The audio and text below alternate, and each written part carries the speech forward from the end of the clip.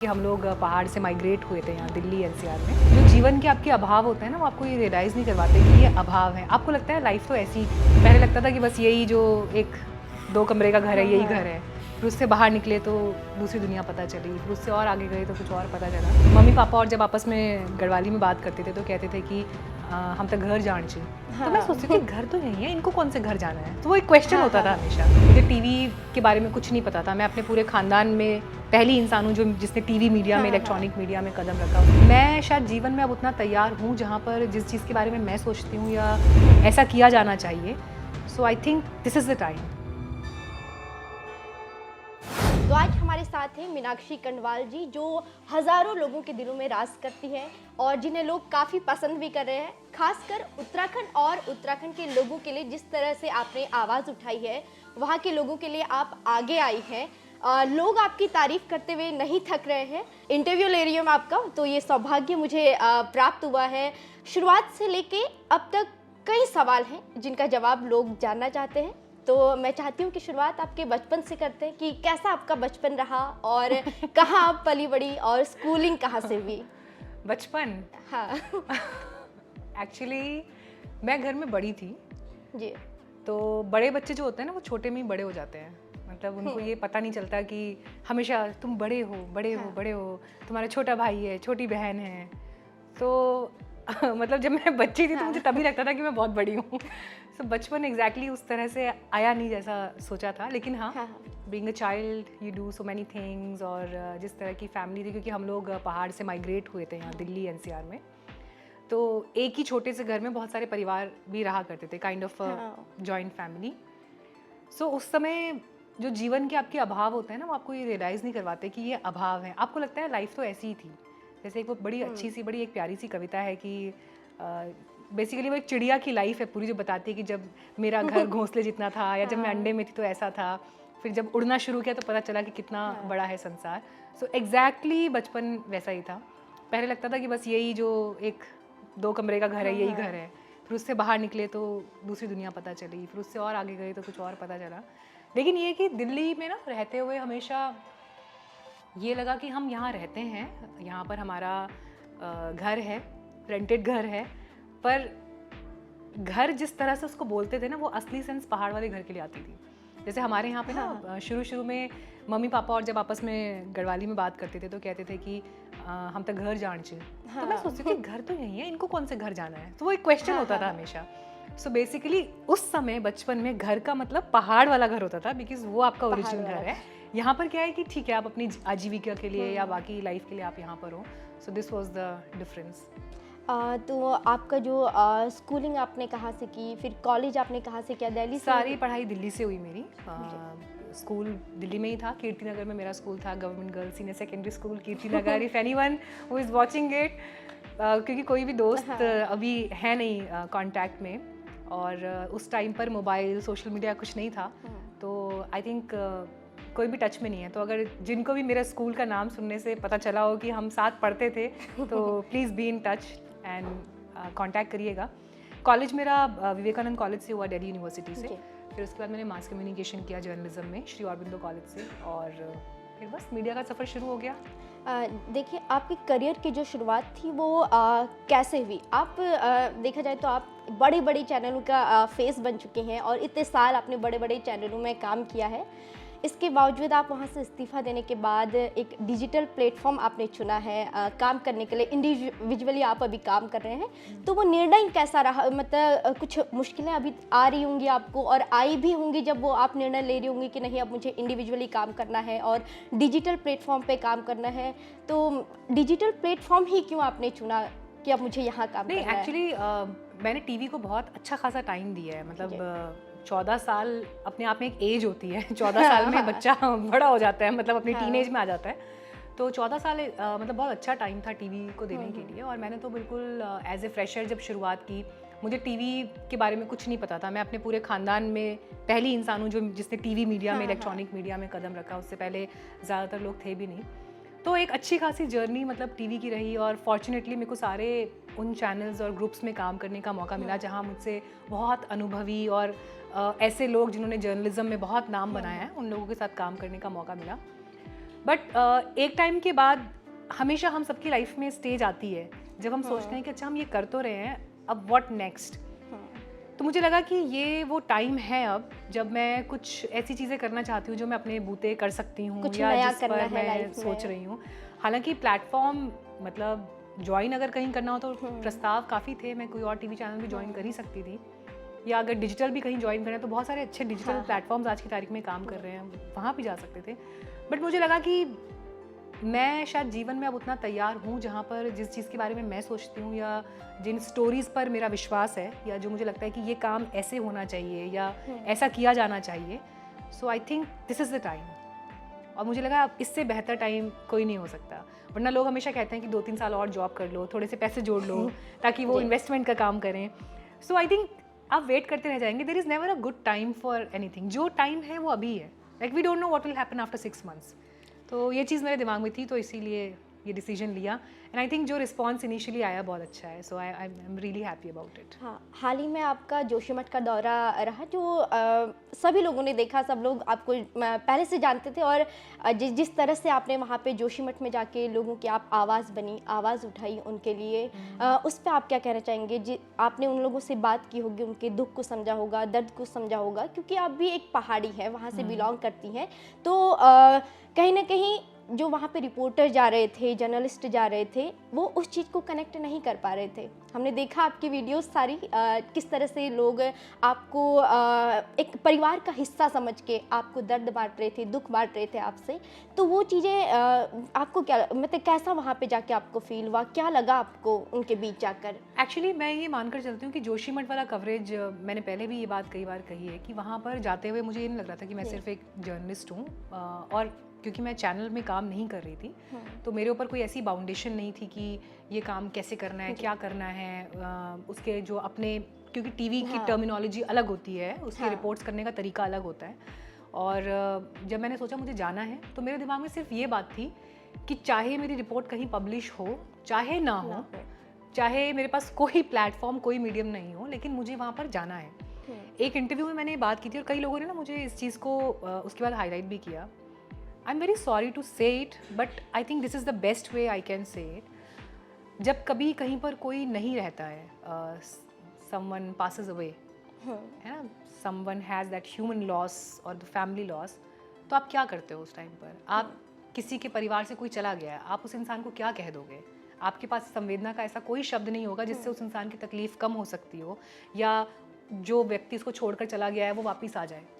नहीं हो सकता ना। लेकिन फिर भी आप वहाँ जाते हो, सिर्फ इसलिए जाते हो कि okay I am standing here, I just want to participate in your pain. मैं सिर्फ आपके दुख में यहाँ बस खड़े होना चाहता हूँ। That's what friends do, that's what family members do, that's what someone who loves you always do for you. So this was it. मैं सिर्फ इतना ही कर सकती थी वहाँ के लोगों के लिए। वो अलग बात है कि जो काम किया उसको दोस्तों ने, साथियों ने, बहुत सारे पहाड़ के और लोगों ने उसको इतना आगे उसका प्रचार प्रसार किया, वो एक अलग चीज़ है, वो फिर उसके बाद हुआ। लेकिन मैंने सोचा नहीं था कि ऐसा होगा, ये मेरे थॉट में नहीं था, या मैंने ये सोचकर वो काम नहीं किया था। मैं सोचकर ये करने के लिए गई थी कि मुझे उनके साथ खड़े होना है, दैट इज़ इट। अब ये अच्छी बात है कि चलो उस बहाने एक स्पॉटलाइट उस तरफ गया। सो ये चीज़ है। देखिए वहाँ पे पक्ष विपक्ष दोनों का दौरा लगातार जारी था और कई आलोचनाएं वो एक दूसरे की भी कर रहे थे। आप वहाँ पे गई, लोगों से आपने बातचीत की, आपको क्या लगा कि जो वहाँ के लोग हैं वो किस, वहाँ पे अभी बीजेपी की सरकार है, ठीक है, और उससे पहले वहाँ पे कांग्रेस की सरकार है। लोगों का यहाँ तक कहना है, मैं भी गई थी वहाँ पे, तो जो चीज़ें मैंने भी देखी, तो लोगों का ये कहना है कि जब वहाँ पे जो एनटीपीसी जो प्रोजेक्ट वहाँ पे जो चला रहा था, तब वहाँ पे कांग्रेस की सरकार थी और कांग्रेस ने वहाँ पे उन चीज़ों की मंजूरी दी। और अब बीजेपी की वहाँ पे सरकार है और लोगों का ये भी कहना है कि वो कांग्रेस को तो कोस ही रही है और अब बीजेपी पे भी वो सवाल उठा रही है कि बीजेपी अब यहाँ पे है।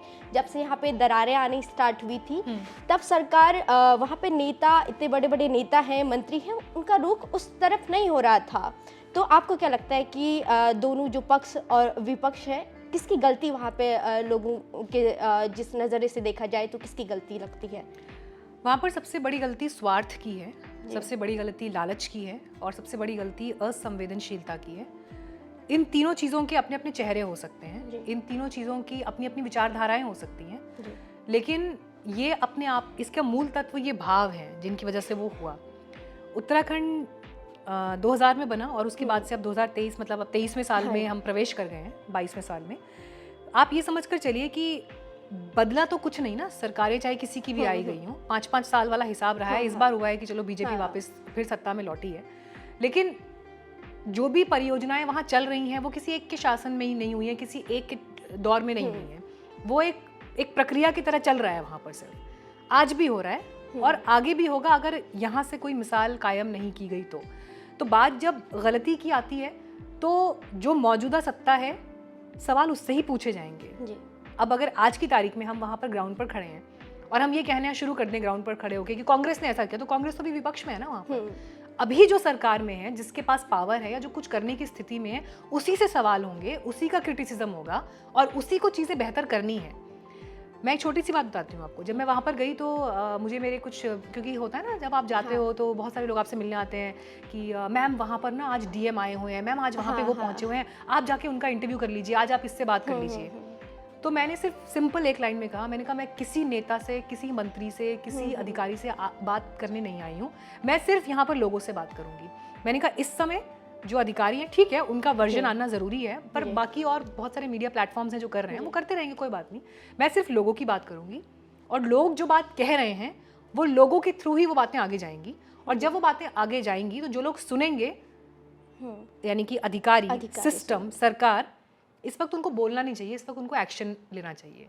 सो कैटेगोरिकली मैंने तय किया कि मैं किसी भी अधिकारी, प्रशासन, सरकार से मैं बात नहीं कर रही हूँ, उनके प्रतिनिधियों से। मैं यहाँ पे सिर्फ लोगों से बात करूंगी क्योंकि उनकी आवाज़ आगे जानी ज़रूरी है। फिर उनके लिए जो होना चाहिए वो तो हो ही जाएगा ना, फिर वो तो एक्शन लेंगे उसके बाद। But that is the prime concern as of now. देखिए, विकास और विनाश एक ही सिक्के का दो पहलू है। जहाँ विकास वहाँ विनाश भी होता है। तो मुझे लगता है कि कहीं ना कहीं ये हर किसी को पता रहता है, लेकिन जब पहाड़ों में विकास की बात आती है, वी जोन में जहाँ तक मुझे पता है उत्तराखंड के जो कुछ क्षेत्र हैं ज़्यादातर वो वी जोन में आते हैं। उसके बावजूद भी वहाँ पे सरकार ने जो मंजूरी दी, वहाँ पे जल विद्युत परियोजना जो बनाने की मंजूरी दी, और वहाँ के लोगों से भी पूछा गया होगा, जहाँ तक मुझे ज्ञात है कि लोगों ने भी मंजूरी दी होगी। तो क्या सोच के आपको लगता है कि क्या सोच के लोगों ने वो मंजूरी दी होगी? क्या इस तरह के विकास वहाँ पे होने चाहिए थे या फिर आगे होने चाहिए? निवासी या फिर सरकार? लोगों से क्या मतलब है आपका? लोगों से मतलब कि वहाँ पे जो लोग रह रहे हैं उनसे भी पूछा जाता है, स्थानीय लोग। देखिए, मेरी जितने लोगों से बात हुई उनमें से ज़्यादातर लोगों ने एनटीपीसी का विरोध किया और उन सबका यही कहना था कि ठीक है, हमें बिजली भी चाहिए, पानी भी चाहिए, सड़क भी चाहिए, पर अगर आप हमें ये कहेंगे कि हम तुम्हें ये सब दे रहे हैं लेकिन हो सकता है 15 साल बाद तुम डूब जाओ, तो वो नहीं चाहिए होगा ना। ये तो क्लियर, इसमें कोई बट नहीं है, मतलब ये बहुत क्लियर बात है। सो लोगों ने उस समय भी वहाँ का एनटीपीसी की जब परियोजना आ रही थी उन्होंने तब भी विरोध किया था वहाँ पर।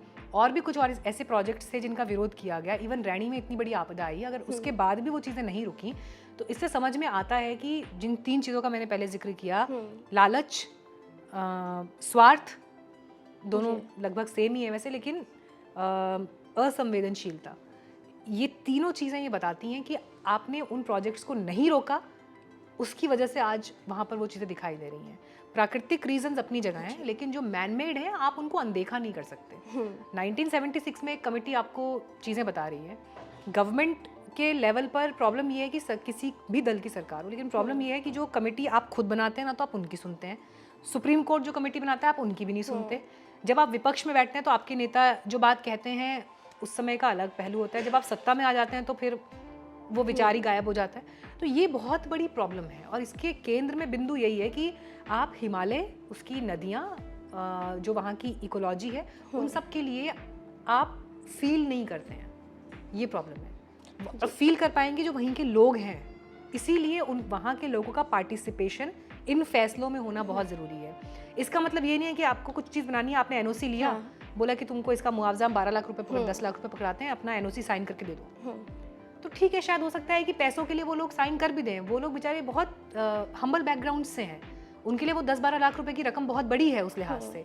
बट आपको ये समझना पड़ेगा कि आप सिर्फ पैसा देकर उनसे वो सिग्नेचर ना करवा लें उनकी ज़रूरतों के हिसाब से। फॉर एग्जाम्पल भू कानून बहुत बड़ा मुद्दा जी। पहाड़ में उठा, उसके बारे में बहुत सारी बातें भी हो रही हैं कि जो लैंड लॉज हैं उनको आप कमज़ोर मत करिए, वरना जो कमर्शियल हित हैं वो यहाँ पर हावी हो जाएंगे, जो हुए भी। बट प्रॉब्लम ये है कि लोग ये कहते हैं कि भाई पहाड़ के लोगों ने तो हमको ज़मीन बेची। वो इंसान जिसकी इनकम ही पर मंथ की शायद 5,000, 10,000, 15,000 उसके खेतों से, उसकी बकरियों से, उसकी गाय से, या थोड़ा बहुत जो छोटा मोटा खेती बाड़ी काम वो करते हैं उससे आती है, तो जिसकी इनकम सिर्फ उतनी है, उसके हाथ में अगर अचानक से किसी ज़मीन का 20 लाख 25 लाख रुपए आ जाएगा, 40 लाख रुपए आ जाएगा, तो उसको लगेगा कि उसने बहुत कुछ कमा लिया, उसकी कामयाबी है। लेकिन वो कामयाबी फौरी फ़ायदा है, वो जो इमीडिएट फ़ायदा होता है। कल को फिर वही आदमी वहाँ पर नौकर बन के काम कर रहा होता है, या तो वो गार्डनर होगा, माली होगा, या वो वहाँ पर साफ़ सफाई कर रहा होगा, या वह वहाँ पे चाय पिला रहा होगा। तो यानी कल जो मालिक था वो आज नौकर बन गया उसी जगह पर। तो ये कितना बड़ा मैं इसे क्या शब्द दूँ, ये कितनी बड़ी आयरनी है कि वहाँ के लोगों के लिए कोई फिक्स्ड पॉलिसी और प्लान आपके पास नहीं है। और जो मैं आप शब्द कहती हूँ, आपका मतलब सत्ता पक्ष है, उसमें दल चाहे कोई भी हो, whosoever is in the power, ये प्रॉब्लम हर दौर में रही है, हर किसी के साथ रही है, और ये दुर्भाग्य है उत्तराखंड का ये। हाँ, 2003 में उत्तरकाशी, फिर 2013 में केदारनाथ आपदा, और अब 2023 में जोशीमठ, जो कि जोशीमठ जैसे जो 4 धामों की यात्रा होती है, बोलते हैं कि बद्रीनाथ और फिर हेमकुंड साहिब जैसे, और बहुत सारे ऐसे धार्मिक स्थल हैं जो जोशीमठ उनका आखिरी पड़ाव होता है, वहाँ पे वो स्टे करते हैं, उसके बाद वो आगे का रास्ता तय करते हैं। और ऐसी जगह पे आज इतनी बड़ी आपदा, वहाँ पे आप उसे दैवीय आपदा से जोड़े या फिर जो मैन मेड जो चीज़ें वहाँ पे चल रही हैं उसकी वजह से वहाँ पे हो रहा है, लोगों को कहीं ना कहीं दोनों तरफ से दिक्कतों का सामना करना पड़ रहा है। तो आप उस पर क्या कहेंगी कि सरकार को क्या अभी भी सरकार वहाँ पे क्या वहाँ का जो इतिहास रहा है उसको बचाने की कोशिश कर रही है? आप जब वहाँ पे गए थे आपको लगा कि सरकार कहीं ना कहीं काम कर रही है या फिर लोग मदद कर रहे हैं उनकी कि नहीं? जिस समय मैं वहाँ पर पहुँची उस समय तो शायद जोशीमठ को उसके हाल पर छोड़ दिया गया था, शायद ये मान लिया गया था कि बचाया नहीं जा सकता, तो अब जो हो रहा है वो होके रहेगा, या ये नियति है। लेकिन जब मीडिया ने वहाँ पर जाकर रिपोर्ट करना शुरू किया और वो रिपोर्ट्स वायरल होना शुरू हुई, देश दुनिया का अटेंशन जोशीमठ की तरफ गया, और जब अलग अलग पहलुओं को छुआ जाना शुरू हुआ, तो अब there is an effort to save things. हालांकि देर बहुत हो गई है, लेकिन अभी जिस समय तक मैं वहाँ थी, मुझे प्रायोरिटी ये दिखाई दी कि पहले जो जीवन है उसको बचाया जाए, यानी जो लोग हैं तो लोगों को शिफ्ट किए जाने का प्रोसेस वहाँ शुरू हो गया है। पर प्रॉब्लम ये है कि आप लोगों का पुनर्वास तो कर देंगे, पर उनका सिर्फ इंडिविजुअल्स का पुनर्वास होगा ना, उनका सामान कहाँ जाएगा, उनके गाय मवेशी जो हैं वहाँ तो पूरा जीवन ही उस पर आधारित है ना, उन सब का क्या होगा? फिर कोई शिफ्ट हो गया तो वो भी तो कोई परमानेंट घर नहीं है। आज हो सकता है आप कह रहे हैं कि गौचर में रुक जाओ, गोपेश्वर में रुक जाओ, फिर आप 1 महीने बाद बोलेंगे कि चलिए अब यहाँ नहीं, अब यहाँ रुक जाओ। तो वो पलायन कितनी परतों में होगा, इसका जवाब अभी किसी के पास नहीं है। और आप जिस इंसान को भी आप जहाँ भी शिफ्ट करेंगे वो वहाँ पर कमाएगा क्या? जिसका रेस्टोरेंट यहाँ पर है, जिसका होम स्टे यहाँ पर है, या जिसकी छोटी सी दुकान यहाँ पर है, जिसकी चाय की दुकान है या कुछ और छोटे मोटे सामान की दुकान है, तो वो लोग जब वहाँ शिफ्ट होंगे उनका सामान तो सब यहाँ छूट गया ना, तो वो वहाँ क्या जाकर क्या कमाएंगे? जिनके बैंक लोन चल रहे हैं, जोशीमठ में घर बनाया, 10 साल का लोन लिया, 15,000 की EMI जाती है, घर तो चला गया। अब उन लोगों को क्लैरिटी नहीं है कि उनका क्या होगा। मतलब आप उन्हें कहीं भी शिफ्ट करोगे तो वहाँ पर EMI तो उनकी जाती रहेगी ना, या बैंक वेव ऑफ करेगा, इस पर कोई क्लैरिटी नहीं है अभी। घर तो चला गया, घर का तो नुकसान हो गया, मुआवजा आप जो भी देंगे कितना तय करेंगे अभी वो पता नहीं है। आई थिंक इनिशियल शायद 1.5 लाख रुपए की बात थी, आगे हो सकता है बढ़ाएं। तो ये सारी जो अनिश्चितताएं हैं, अनसर्टेनिटीज़ हैं, ये इस वक्त बहुत बहुत मुश्किल की घड़ी है वहाँ के लोगों के लिए। जब आप जोशीमठ की तरफ जाते हैं तो श्रीनगर और जो रुद्रप्रयाग है उसके बीच धारी देवी माता का मंदिर आता है। कहते हैं कि जब अलकनंदा पर जो जल विद्युत परियोजना जब वहाँ पे की गई थी और वहाँ पे जो बांध बना था, उस वक्त उस परियोजना के उस दौरान पे जो धारी देवी माता का मंदिर, जो मूल मंदिर था, वो डूब गया और उसके कुछ टाइम बाद ही केदारनाथ में आपदा आई। जिसका जिक्र मैंने एक जो सुषमा स्वराज थी उनके भाषण में भी सुना था, और उसका जिक्र उन्होंने किया था कि उत्तराखंड के इन चीज़ों को बचाना चाहिए। और धारी देवी माता का जो मंदिर है, कहते हैं कि धारी देवी उत्तराखंड की रक्षक मानी जाती है। इसके बावजूद भी वहाँ पे बात बनाना, उनके मंदिर का डूब जाना, ये आप किस तरह से देखते हैं जर्नलिस्ट के तौर पे, या फिर पर्सनली आप वहाँ पे पहाड़ी हैं तो आप किस तौर पे उसे देखते हैं? देखिए, लोग कहते हैं कि उनका मंदिर शिफ्ट किया गया तो उसकी वजह से ऐसा हुआ, लेकिन हमारे पास कोई वैज्ञानिक प्रूफ तो इस बात का नहीं है। हाँ। इसलिए मतलब इस पर मैं कोई स्टेटमेंट नहीं दे सकती हूँ। लेकिन दूसरी बात ये भी है कि लोगों के अपने विश्वास हैं, उन विश्वासों को रिस्पेक्ट किया जाना ज़रूरी है। धारी देवी के लिए कहा जाता है कि वो उत्तराखंड के जो 4 धाम हैं, वो उन 4 धामों को धारण करती हैं, ऐसा वहाँ के लोग मानते हैं। इसीलिए जब सब जगह दर्शन करके लोग आ जाते हैं तो फिर वो वहाँ पर आके रुकते हैं, या वहाँ पर प्रे करते हैं, या धारी माता से ही बोलते हैं कि हमको सब दर्शन अच्छे से हो जाएं, हमारी यात्रा मंगलमय रहे। तो अब ऐसे में मतलब उनका वहाँ पर ना होना, या उनको उनके स्थान को नुकसान पहुँचना, ये ऑब्वियसली तकलीफ देह तो है। पर फिर वही बात है कि अगर ऐसी कोई परियोजना वहाँ चल रही है या कुछ प्रोजेक्ट हो रहा है, तो आप वहाँ के लोगों से बात तो करिए कम से कम कि ये काम कैसे किया जाना, कैसे होगा या कैसे किया जाना है। सो डिसीजंस लीजिए, but peoples participation is also important in that. Plus वो लोग जो हिमालय के लिए काम कर रहे हैं, उस क्षेत्र के लिए काम कर रहे हैं, उनके सलाहों को सुना जाना ज़रूरी है। MC मिश्रा कमेटी बन गई, कमेटी ने रिपोर्ट दे दी, रिपोर्ट पे कभी अमल ही नहीं हुआ। रवि चोपड़ा कमेटी बन गई केदारनाथ के बाद, रिपोर्ट में बहुत कुछ कहा गया, फिर वही बात है, सब सलाहों पर, सब सिफारिशों पर अमल नहीं हुआ। तो जो लोग अपने नुकसान से सबक नहीं लेते हैं, वो दोबारा वो ज़मीन तैयार करते हैं कि उनको फिर नुकसान हो। सो ये उत्तराखंड का फेट जो है वो दिखाई देता है इस टाइम पर।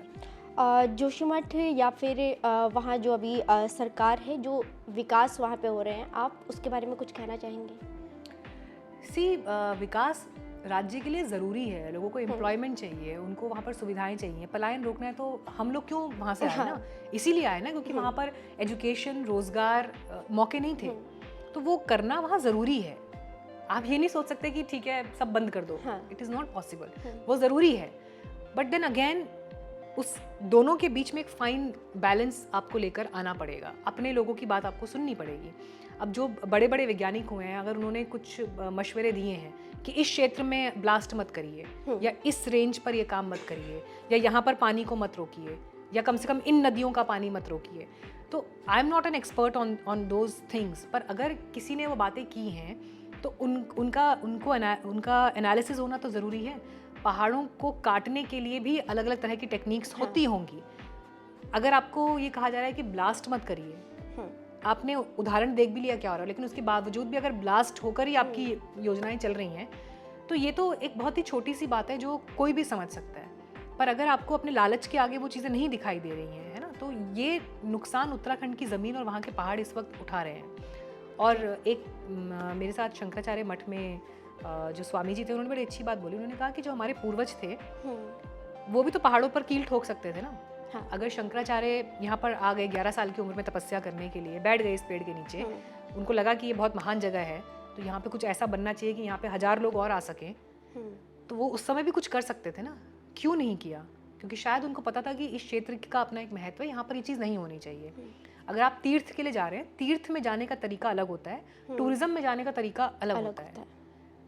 अब इसके बारे में आप ज़्यादा बोलो तो लोगों को लगेगा कि अच्छा हम क्या लोगों को अपने आने से रोक रहे हैं। रोकने की बात नहीं हो रही है। पर मैंने अभी 1-2 दिन पहले भी ये बात की थी कि उम्र का हर पड़ाव आपको परिस्थिति के लिए तैयार करता है। एक वक्त कहा जाता था कि अच्छा किसी को वानप्रस्थ करना है या किसी को संन्यास लेना है, उसकी एक आयु बताई जाती थी अगर कोई गृहस्थ आश्रम से जा रहा है तो। लेकिन अब अगर आप ये सोचेंगे कि आपका 7 साल का बच्चा है और आप केदारनाथ जा रहे हो, और वो 7 साल का बच्चा केदारनाथ धाम को उस तरह से समझ लेगा या वैसे महसूस कर लेगा, तो ये संभव नहीं है ना। तो ये चीज़ें समझनी पड़ेंगी। या अगर नई शादी हुई और आप सोचो चलो केदारनाथ घूम आते हैं, आई थिंक ये थोड़ा सा मतलब लोगों को इस पर अपने आप सेल्फ कंट्रोल तरीके से सोचना चाहिए कि अब कई लोग हैं पहाड़ों में जाते हैं, उनको लगता है कि वहाँ पे भी डीजे वैसे ही बजे जैसे शहरों में बज रहे हैं। हाँ। आपको पहाड़ में सिटी क्यों बसानी है? शहर डीजे तो यहाँ बज रहा है ना, मस्ती यहाँ हो रही है ना। अगर आपको मस्ती वाली आउटिंग करनी है, उसके लिए सिटी लाइफ है। पर माउंटेन में जाकर, किसी ऊंची पीक पर जाकर या किसी ऊंचे जगह पर जाकर आपने कैंपिंग कर ली, अपना सेटअप बना लिया, और वहाँ पर जाकर आप ये कह रहे हैं कि अब हम यहाँ पर जो है खूब म्यूज़िक बजाएंगे और मतलब एकदम से ऐसा माहौल क्रिएट कर देंगे सिटी टाइप का, और वहाँ पे 15-20 लोग बैठ जाएंगे, है ना, खूब ढिंचैक ढिंचैक गाने बज रहेंगे। तो ये थोड़ी सी मतलब विरोधाभासी चीज़ें हैं, और ये मेरे कहने से नहीं होगा, किसी और के कहने से नहीं होगा, किसी मंत्री के कहने से नहीं होगा, किसी सरकारी योजना से नहीं होगा, ये लोगों को खुद सोचना पड़ेगा समाज के रूप में। This is what necessary. देखिए एनटीपीसी के जो भी प्रोजेक्ट वहाँ पे चल रहे हैं उत्तराखंड में, कई जगह, ना सिर्फ जोशीमठ और भी जगह पे एनटीपीसी के काफ़ी प्रोजेक्ट चल रहे हैं। तो अभी तो फ़िलहाल जोशीमठ में और उत्तराखंड के कई क्षेत्र में तरह तरह के सवाल उठाए जा रहे हैं, एनटीपीसी को लेके आंदोलन किए जा रहे हैं कि एनटीपीसी को बंद करिए। तो आपको क्या लगता है कि क्या इस तरह के विकास को रोकने के लिए एनटीपीसी को क्या बंद कर देना चाहिए जहाँ पे विनाश हो रहा हो ऐसे विकास के लिए? Being a person from Uttarakhand, being a person who has just visited Joshimath and being a person who loves mountains, बंद होना चाहिए अनडाउटेडली। जोशीमठ में तो कम से कम जो अभी हो रहा है वो तो फॉरेन इफेक्ट के साथ बंद होना चाहिए, उसमें कोई इफेक्ट नहीं है। ठीक, जाने से पहले एक सवाल था मेरा जो काफ़ी मैं भी इस चीज़ के बारे में सोचती हूँ। मेरी बहन ने आपकी एक वीडियो शेयर की थी, मुझे कल ही शेयर की थी, उससे पहले मुझे पता नहीं था कि मुझे आपका इंटरव्यू लेना है। तो मेरे घर पे आपको भी काफ़ी देखा जा रहा है, तो वो वीडियो से मुझे ये चीज़ें पता चली। तो वो वीडियो ये थी कि आपने उस वीडियो में कांतारा मूवी में जो कोला नृत्य के बारे में जिक्र किया था, उसके बारे में मैं आपसे कहना चाहती हूँ। वहाँ पे ये चीज़ें उत्तराखंड के लिए जो कोला नृत्य है कुछ नया नहीं है, आपने ये भी कहा था उस वीडियो में। तो आपको क्या लगता है कि जिस तरह से उत्तराखंड में जो वहाँ पे ये चीज़ें होती है, जो भी चीज़ें होती है उसको एक मजाक के तौर पे लिया जाता है, सोशल मीडिया पे ऐसे अपलोड कर दिया जाता है एक मजाक के तौर पे, तो उस चीज़ में आप क्या कहना चाहेंगे? मैंने उस वीडियो में हालांकि बहुत खुलकर ये सब कुछ कहा था। जैसे वहाँ कोला नृत्य होता है, हमारे यहाँ जागर होते हैं जी, जागर होती है, घड़ियाल होती है, तो उनके कॉन्सेप्ट अलग है। I don't want to talk much on that, क्योंकि जिनके यहाँ होता है वो जानते हैं, जिनके यहाँ नहीं होता उनको बहुत ज़्यादा समझने की ज़रूरत नहीं है, unless that you know you are well prepared mentally to see and feel for these things. Actually दिक्कत ये ना कि कई बार हम ना अपनी चीज़ों को लेकर, मैं ये नहीं कह रही कि लोगों की गलती है कि वो मजाक बनाते हैं, कई बार ना आप उतने अवेयर या उतने सेंसिटिव नहीं होते हैं। जैसे हो सकता है इनिशियली मैंने भी किसी इंसान को मॉक करते हुए देखा हो कि किसी के ऊपर, जैसे हमारे यहाँ बोलते हैं कि देवता आ रहा है ना, तो कोई उसको मॉक कर रहा है उसके बॉडी लैंग्वेज को, तो वो मॉक कर रहा है, बाकी लोग मजाक बना रहे हैं और वो हंस भी रहे हैं। तो ये गाँव की एक जीवन शैली है। वहाँ तक भी ठीक था, चलो ठीक है, वो आपस में उस तरह से बोल रहे हैं, पर जब वो सिर्फ उसी मजाक का विषय बनकर जब वो बाहर सर्कुलेट होने लगा, मतलब ये मोबाइल और सोशल मीडिया आने के बाद से कोई भी इंसान अपने घर की पूजा का वीडियो बना रहा है और उसको उठा के अपलोड कर रहा है, तो ये गलती बाहर के लोगों की नहीं है, ये गलती हमारे अपने समाज की है। हम अब जब तक अपनी चीज़ों को वैल्यू नहीं करेंगे या जब तक उनको रिस्पेक्ट नहीं करेंगे, बाहर वालों से आप कैसे रिस्पेक्ट कराएंगे ना। ऋषभ शेट्टी ने इतनी बड़ी फिल्म बना दी कोला नृत्य, मुझे तो नहीं पता था, वो फिल्म देखने के बाद ही पता चला, और वो देखा और जिस सम्मान के साथ उस व्यक्ति ने अपने रिचुअल्स और ट्रेडिशंस को दिखाया है, hats off to that person. मतलब वो अद्भुत है। 50 लोगों के गाँव की कहानी में वो जो कोला आर्टिस्ट जो उस चीज़ को परफॉर्म करते हैं, उस पूरे भाव को अपने भीतर लेकर आते हैं, आपने उसे कितने बड़े इंटरनेशनल मंच तक पर दिखा दिया है। हम लोग क्यों नहीं कर पाए? क्योंकि हमने रिस्पेक्ट नहीं किया उस तरह से। मे भी हो सकता है आने वाले सालों में हम ऐसा कुछ देखें कि कोई हमारे बीच से भी कोई ऋषभ शेट्टी निकले और कोई ऐसा काम करे। तो शुरुआत तो हो गई है, लोग अपनी चीज़ों को अब थोड़ा सा संभाल रहे हैं, थोड़ा सा उनको वैल्यू कर रहे हैं। कोविड के बाद बहुत लोग लॉकडाउन में अपने घरों को लौटे, उन्होंने अपने पुराने एंशिएंट घरों को ठीक किया, उनको ठीक से बनाया, सजाया, संवारा।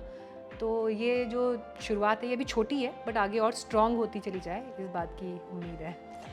आप कई लड़कियों के लिए और उत्तराखंड की, खासकर उत्तराखंड की लड़कियों के लिए, ना सिर्फ उत्तराखंड, मैं तो कहूँगी कि सभी लड़कियों के लिए, देश की सभी लड़कियों के लिए आप एक रोल मॉडल हैं।